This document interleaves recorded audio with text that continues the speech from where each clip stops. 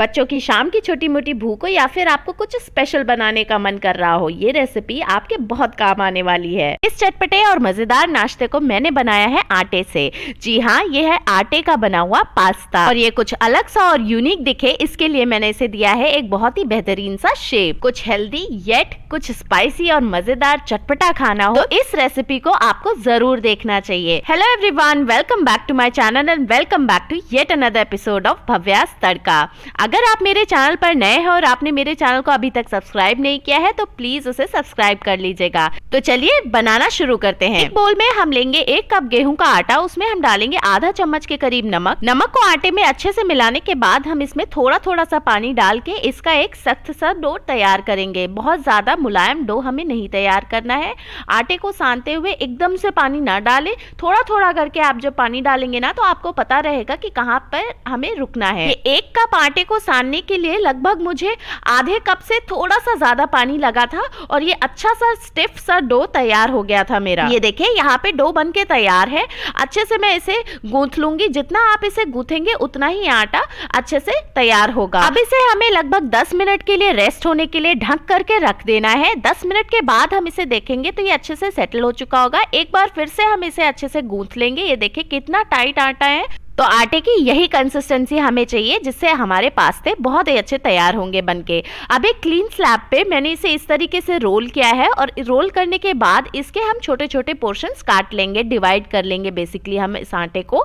तो यहाँ पे मैंने इस आटे के 3 पोर्शंस किए हैं, जिसमें से 2 पोर्शन को मैं साइड में ढक करके रख दूंगी ताकि वो टाइट ना होने पाए और सूखने ना पाए, और बाकी के 1 पोर्शन को हम आगे इस्तेमाल करेंगे। तो यहाँ पे मैंने किचन स्लैब पे थोड़ा सा आटा डस्ट किया और इस तरीके से जो लोई थी हमारी उसमें भी हमें थोड़ा सा आटा लगा करके रोल कर लेना है और फिर बेलन की हेल्प से हम इसकी एक बड़ी सी चपाती तैयार कर लेंगे। रोटी को हमें पतला ही रखना है, ज्यादा मोटा नहीं रखना है। बीच में से आपको कॉर्नर्स पे ले जाना है ताकि बीच का पोर्शन भी हमारा पतला रहे। बड़ी रोटियों में हमेशा यही होता है कि बीच में आटा इकट्ठा हो जाता है और साइड साइड से पतली हो जाती है, तो इस बात का हमें ध्यान देना है रोटी बेलते टाइम। और एक बात आप और नोट करें, हमें इसमें ज्यादा परथन नहीं लगाना है। कोशिश यही रहेगी हमारी कि हम बिना परथन के इस रोटी को अच्छे से बेल करके तैयार करें। ये देखें यहाँ पे भी मैंने ज्यादा परथन का इस्तेमाल नहीं किया है। अब एक कुकी कटर को हम लेंगे, सर्कल शेप का कुकी कटर मैंने यहाँ पे लिया है और इस तरीके से उस पे हम रोटी पे इस तरीके से सर्कल्स काट लेंगे। आपके पास अगर कुकी कटर अवेलेबल नहीं है तो आप कोई भी सर्कल शेप का ढक्कन ले लें या फिर छोटी कटोरी ले लें, उससे आप इस तरीके से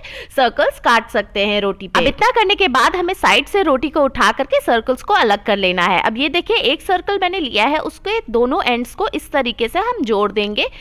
थोड़ा पास ला करके मैं आपको दिखाती हूँ और बस दूसरी साइड से भी हमें इसके एंड्स को जोड़ देना है और ये एक अच्छा सा क्यूट सा शेप तैयार हो गया। देखा आपने ये कितना इजी था।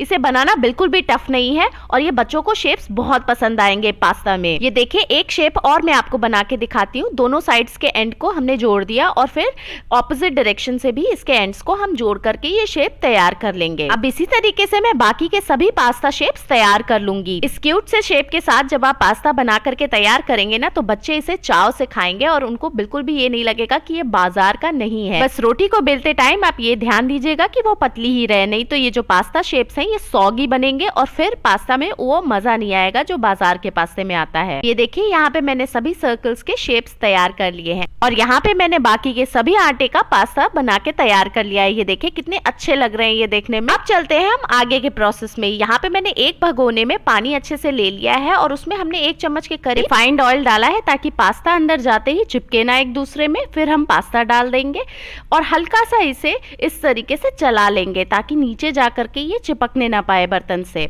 लगभग 4 से 5 मिनट के लिए हम इसी तरीके से इसे चलाते हुए बॉईल कर लेंगे। और यहाँ पे आप ध्यान दीजिएगा पास्ता पानी में जब गए हैं और जब ये उबले हैं तो इनका शेप थोड़ा सा बड़ा हो चुका है। इसीलिए मैंने आपसे कहा था कि रोटी को हमें पतला ही रखना है, नहीं तो ये पास्ता बाद में जाकर के सॉगी हो जाएंगे। अब बस 5 मिनट के बाद मैंने इनकी गैस ऑफ कर दी है और इन्हें स्ट्रेनर की हेल्प से छान करके अलग कर लिया है। गर्मा गर्म होममेड हेल्दी पास्ता बनके एकदम रेडी है। तो यहाँ पे मैंने एक कढ़ाई ली है, उसमें 1 चम्मच तेल डालने के बाद जब तेल अच्छे से गर्म हो चुका है तो मैंने उसमें मिर्ची और प्याज डाल करके अच्छे से भून लिया है।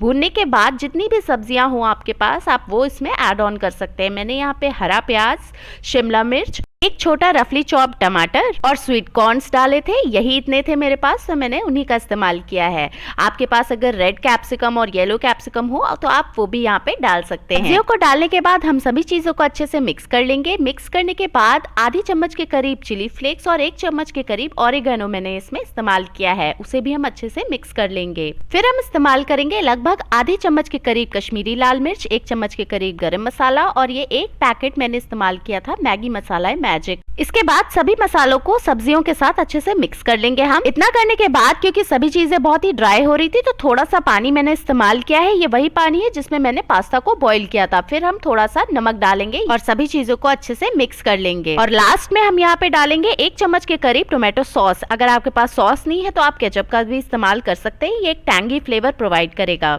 अब बस लास्ट में हम इसमें पास्ता डाल देंगे और इसे अच्छे से सभी चीजों के साथ मिक्स कर लेंगे। लगभग 2 से 3 मिनट के लिए हम इसे इसी तरीके से मीडियम फ्लेम पर चलाते रहेंगे। पास्ता चलाते टाइम हमें ये ध्यान देना होगा कि हमें इसे हल्के हाथों से चलाना है, नहीं तो पास्ता के शेप्स टूट सकते हैं। अगर आप चाहें तो इसमें शेजवान सॉस भी डाल सकते हैं अगर आपको और स्पाइसी पसंद है तो। मैं यहाँ पे बच्चों के लिए बना रही हूँ इसलिए मैंने उसका इस्तेमाल नहीं किया है। और लगभग 3 से 4 मिनट हो गए हैं इसे चलाते हुए। अच्छे से सभी चीजें एक दूसरे में मिक्स हो गई हैं, तो अब मैं गैस के फ्लेम को ऑफ करके इन्हें एक प्लेट में निकाल लूंगी। तो देखा आपने कितना आसान था इस पास्ते को बनाना। ये आटे से बने हुए पास्ते न केवल हेल्दी हैं बट ये खाने में भी बहुत ही टेस्टी और मजेदार लगते हैं। तो आप भी इस रेसिपी को जरूर ट्राई कीजिएगा, आपके बच्चों को ये बहुत पसंद आएगा। और मेरे साथ नीचे दिए गए कमेंट सेक्शन में अपने एक्सपीरियंसेस शेयर करना मत भूलिएगा। अगर आपको रेसिपी पसंद आई हो तो वीडियो को लाइक करिएगा। मेरे चैनल पर नए हो तो सब्सक्राइब किए बिना मत जाइएगा। साथ ही दिए गए बेल नोटिफिकेशन आइकन को भी जरूर क्लिक कर दीजिएगा ताकि आपको मेरे आगे आने वाली वीडियोस की नोटिफिकेशन हमेशा राइट टाइम पर मिलती रहे।